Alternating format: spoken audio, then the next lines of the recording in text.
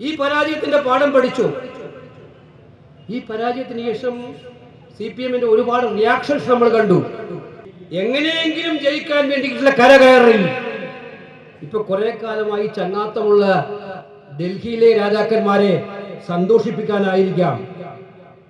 പക്ഷേ മിസ്റ്റർ പിണറായി വിജയൻ, നിങ്ങൾ തീക്കൊള്ളി കൊണ്ട് തലചൊറിയാനാണ് ശ്രമിച്ചത് നിങ്ങളുടെ വാചകത്തിലൂടെ. നമ്മൾ ഒരിക്കലും ആഗ്രഹിക്കാത്തതാണ് മാറാട് പോലെയുള്ള കലാപം.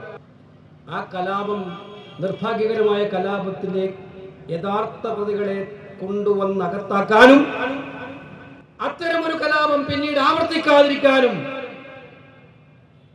വർഗീയത ആളിക്കത്തിക്കുകയല്ല, അതിനെ അവസാനിപ്പിക്കുകയാണ് എന്നുള്ള പ്രത്യയശാസ്ത്രത്തോടെ മുന്നോട്ട് പോകാനും ഐക്യജനാധിപത്യ മുന്നണി ഉണ്ടായിരുന്നു എന്നുള്ള കാര്യം വിസ്മരിച്ചിട്ടാണ് നിങ്ങൾ അന്ന് രാഷ്ട്രീയത്തിന്റെ കച്ചവടവുമായിട്ട് ഇവിടെ വന്നു.